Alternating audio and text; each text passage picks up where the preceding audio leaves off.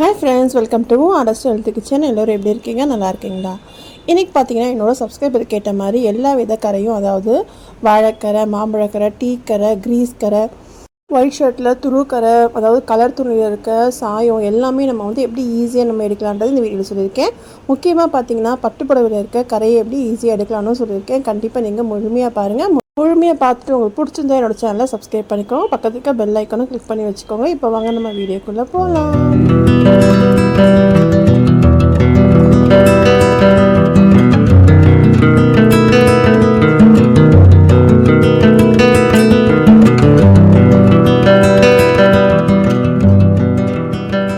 First பார்த்திங்கன்னா நம்ம வந்து ஷர்ட்டில் ஒயிட் ஷர்ட்லேயோ இல்லைனா வந்து கலர் ஷர்ட் எதுனாலுமே நம்ம இங்கு பட்டுடுச்சுன்னா அது போக்குறது கொஞ்சம் கஷ்டங்க.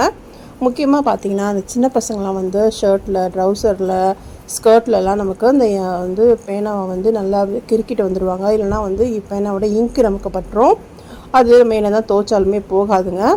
இது மாதிரி நீங்கள் செஞ்சு பாருங்கள், ஈஸியாக நமக்கு போயிடும். அதுக்கு நான் எடுத்துருக்கிறது வந்து டெட்டால் எடுத்துருக்கேங்க. எங்கே உங்களுக்கு வந்து இந்த இங்கு கரை இருக்கோ அங்கே லைட்டாக இந்த டெட்டாலை லைட்டாக ஊற்றிக்கோங்க. ஊற்றிட்டு நம்ம இது மாதிரி வேஸ்ட்டாக இருக்கிற டூத் ப்ரஷ் இருக்கு இல்லையா, அதை வச்சு நம்ம இது மாதிரி தேய்க்கலாங்க. இது மாதிரி தேய்க்கும் போது நமக்கு என்ன ஆகும்னா அந்த குறிப்பிட்ட இடத்துல இருக்கிற அந்த இங்கு கரெல்லாம் போயிடும். இதை லாஸ்ட்டாக வந்து கொஞ்சமாக வந்து விம் லிக்விடோ இல்லைனா ஷாம்பு எதுனாலும் நீங்கள் வந்து போட்டு நல்லா தேய்ச்சி எடுத்துருங்க. இதுக்கப்புறம் நீங்கள் வாஷிங் மிஷின்லேயோ இல்லைனா கையிலையோ துவைச்சி எடுக்கும் போது அந்த கலர் பார்த்திங்கன்னா நமக்கு ஈஸியாக நமக்கு போயிடும். ரொம்ப ஈஸியாக நம்ம வந்து ஒரு வெள்ளை துணியோ இல்லை கலர் துணியோ எதுனாலுமே நம்ம வந்து அழகாக அந்த கரையை எடுத்துடலாம். நெக்ஸ்ட்டு பார்த்திங்கன்னா ஏதாவது ஒரு புடவையிலையோ இல்லைனா ஏதாவது ஒரு புடவை பசங்களோட துணியில் நமக்கு எண்ணெய் பட்டுடுச்சுன்னு வச்சுக்கோங்க. அந்த நேரத்தில் நம்ம என்ன பண்ணலான்னு பார்க்கலாம். இது பார்த்திங்கன்னா ஒரு பாவாடையில் பார்த்திங்கன்னா எண்ணெய் பட்டுடுச்சு. நான் என்ன பண்ணுறேன்னா வந்து அரிசி மாவு எடுத்துக்கிறேன். அரிசி மாவு, மைதா இல்லை கோதுமை எதுனாலும் இங்கே எடுத்துக்கலாங்க. எடுத்துகிட்டு எங்கே உங்களுக்கு அந்த எண்ணெய் பட்டிருக்கோ அங்கே நம்ம லைட்டாக இது மாதிரி தூவிக்கலாம். தூவிட்டு நம்ம அந்த எண்ணெயிலே நல்லா அதை இது மாதிரி ரப் பண்ணி நம்ம அதை எடுத்துடலாம். எடுத்துட்டு லாஸ்ட்டாக வந்து கொஞ்சமாக விம் லிக்விட் நான் போட்டுக்கிறேன். இதில் ஷாம்பு கூட நீங்கள் போடலாங்க. அப்படி இல்லைன்னா நீங்கள் யூஸ் பண்ணுற லிக்விட் இருக்கு இல்லையா, டிட்டர்ஜென்ட் லிக்விடு, அது கூட நீங்கள் போட்டு தேய்க்கலாம். அந்த குறிப்பிட்ட இடத்தோட நல்லா தேய்ச்சிட்டு நம்ம வாஷ் பண்ணிவிட்டு அதுக்கப்புறம் நீங்கள் துவைக்க போடும்போது நமக்கு ஈஸியாக நமக்கு க்ளீன் ஆகிடும். கண்டிப்பாக நீங்கள் உங்கள் வீட்டை ட்ரை பண்ணுங்கள். நெக்ஸ்ட்டு பார்த்திங்கன்னா இது மாதிரி ஒரு காஃபி கரை தாங்க. இது பார்த்திங்கன்னா நம்ம ஃபங்க்ஷனுக்கோ எங்கேயாவது போனோன்னா சில டைமில் கர்ச்சிப்லேயோ இல்லைனா ட்ரெஸ்ஸையோ நம்ம காஃபி கரை ஊற்றிடும் இல்லையா, அதை நம்ம ஈஸியாக எப்படி எடுக்கலான்னு பார்க்கலாம். இதுக்கு நான் வந்து லைசால் தான் எடுத்திருக்கேன். இது மாதிரி கொஞ்சமாக ஒரு ஒரு ஒரு கிண்ணத்துலையோ ஒரு ஒரு ஏதாவது ஒரு பாத்திரத்தில் நம்ம வந்து தண்ணி எடுத்துக்கலாம். இந்த சின்ன கர்ச்சிப்ன்றதால நான் கொஞ்சமாக தண்ணி எடுத்திருக்கேன். இப்போ இந்த கரை படிஞ்ச அந்த கர்ச்சிப் அதில் போட்டுக்கிறேங்க. நான் வெறும் லைசால் ஒண்டி தான் போடுறேன். போட்டுட்டு ஒரு 5 நிமிஷம் அப்படியே இருக்கட்டும். நீங்களே பார்ப்பீங்க அதில் இருக்க கரெல்லாம் நமக்கு எவ்வளோ அழகாக வந்து போயிடும்னு சொல்லிட்டு. இந்த டிப்ஸ் பார்த்திங்கன்னா நான் ஃபஸ்ட்டே போட்டிருக்கேன். இதில் வந்து நிறைய பேர் கேட்டிருந்தாங்க இது மாதிரி புடவையிலையோ இல்லைனா வந்து வேறு ஏதாவது கலர் இல்லாமல் போட்டு எடுக்கலாமான்னு சொல்லிட்டு. அதனால் நான் என்ன பண்ணேன்னா நான் ஒரு ட்ரை பண்ணியிருக்கேங்க. அதாவது என்னோடய புடவை வந்து கரை பிடிச்ச புடவை ஒன்று இருந்துச்சு, அதாவது சாயம் பிடிச்ச புடவை.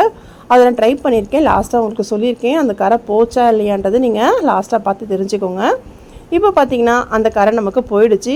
இருந்தாலுமே நமக்கு லைட்டாக ஒரு மாதிரி சின்னதாக ஒரு கரை தெரியுது இல்லையா, அதை நம்ம வந்து இந்த சோப்பு வச்சு நம்ம தேய்ச்சி எடுத்துடலாம். இது பார்த்திங்கன்னா வந்து பவர் சோப் தாங்க, ஒயிட் பவர் சோப்பு.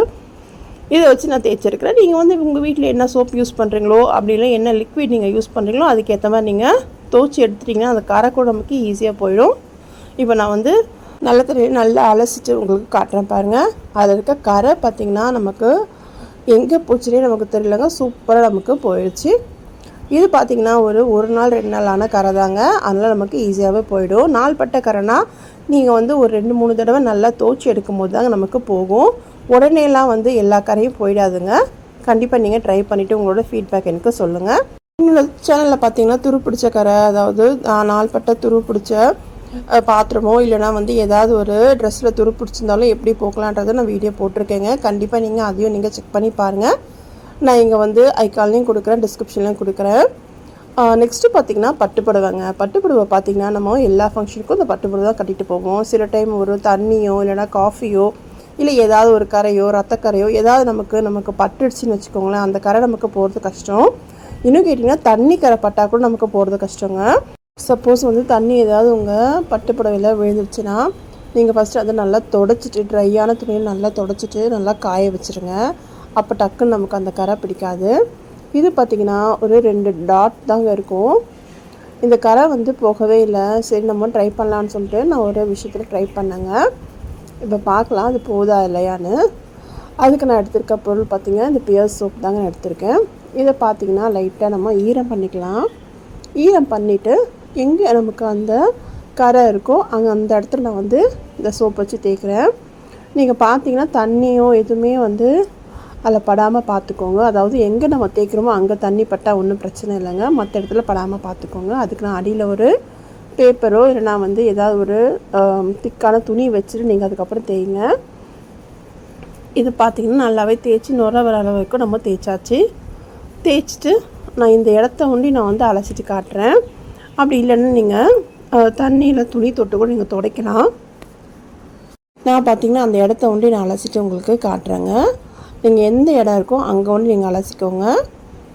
இப்போ பாருங்கள் நான் சும்மா சுடு தண்ணியெலாம் எதுவும் இல்லைங்க, நார்மல் தண்ணி தான் எடுத்திருக்கேன். அதில் நம்ம அந்த பகுதியை ஒண்டி நல்லா நம்ம அலசிட்டு நல்லா பிழிஞ்சிடலாம். இப்போ பார்த்திங்கன்னா உங்களுக்கு தெரியும். இப்போ நான் நல்லா காய வச்சுட்டு உங்களுக்கு காட்டுறேன். இது பார்த்திங்கன்னா வெயிலில் கூட நீங்கள் காய வைக்கக்கூடாதுங்க. அதாவது நிழல் இருக்கிற இடத்துல தான் காய வைக்கணும். நான் வந்து வீட்டில் ஃபேன் வச்சு நான் காய வச்சுருக்கேன். பார்த்திங்கன்னா அந்த கரை பாருங்கள் நமக்கு எங்கே போச்சுன்னே தெரியல. கண்டிப்பாக நீங்கள் ட்ரை பண்ணி பாருங்கள். உங்கள் புடவையில் வந்து லைட்டாக சின்னதாக கரை இருந்துச்சுன்னா இதெல்லாம் ட்ரை பண்ணி பாருங்கள். கண்டிப்பாக போகுங்க. ட்ரை பண்ணிவிட்டு உங்களோட ஃபீட்பேக் எனக்கு சொல்லுங்கள். ரொம்பவும் நாள்பட்ட கரை ரொம்ப விடாப்பிடியாக இருந்துச்சுன்னா வந்து போகாதுங்க. நீங்கள் ட்ரை க்ளீன் தான் கொடுக்கணும். இது வந்து நம்ம வீட்டில் சரி பண்ணலாம் அப்படின்ட்டு கரை எடுக்கலான்னு சொல்லுவாங்க. ஆனால் என்ன தான் பண்ணாலும் அந்த கரை போகாது. நீங்கள் ட்ரை க்ளீன் கொடுத்தாதாங்க கரெக்டாக இருக்கும். இது மாதிரி சின்ன சின்ன கரையெல்லாம் நமக்கு போயிடும். நெக்ஸ்ட்டு பார்த்திங்கன்னா என்னோடய சப்ஸ்கிரைபர் வந்து கேட்டிருந்தாங்க இது மாதிரி சாயம், அதாவது மற்ற ட்ரெஸ்ஸில் இருக்க சாயம் ஒட்டின துணியிலையோ இல்லை புடவையோ நம்ம எப்படி வந்து அந்த சாயத்தை வந்து எடுக்கிறதுன்றதை கேட்டிருந்தாங்க. நான் வந்து ஒரு விதத்தில் ட்ரை பண்ணி பார்த்தேங்க. அந்த ரிசல்ட் என்னன்றது லாஸ்ட்டாக நீங்கள் பார்த்து தெரிஞ்சுக்கோங்க. அது சரியாக வந்துதா வரலையான்றது நம்ம பார்க்கலாம். அதுக்கு நான் வந்து என்னோடய புடவை தாங்க எடுத்துருக்கேன். இந்த புடவை பார்த்திங்கன்னா எனக்கு ரொம்ப நாளாக வந்து சாயம் ஒட்டியிருந்ததால் நான் அப்படியே எடுத்து வச்சுருந்தேன். இப்போ நான் அந்த புடவையில் ட்ரை பண்ணி பார்க்க போகிறேன். இந்த புடவையில் பார்த்திங்கன்னா அதோட சாயமே கீழே இருந்த கரையில் இருக்க சாயமே ஒட்டியிருக்குங்க. இது பட்டு புடவைலாம் இல்லை, நார்மலான புடவை தான். கொஞ்சம் வந்து ஜரி மாதிரி இருக்கும். இதுக்கு பார்த்திங்கன்னா நான் லைசர் எடுத்திருக்கேன். இது ஒரு 2 முடி நம்ம ஊற்றிக்கலாம். ஊற்றிட்டு நல்லா கலந்து விட்டுக்கலாம். கலந்து விட்டுட்டு இந்த புடவை பார்த்திங்கன்னா நல்லா அதை விரிச்சிட்டு இதை நல்லா முக்கி ஒரு 5 நிமிஷம் நல்லா ஊறட்டோங்க. இது பார்த்திங்கன்னா நம்ம இது மாதிரி இந்த லைசாலில் போடும்போது என்னோடய புடவை வந்து எந்த டேமேஜும் ஆகலை.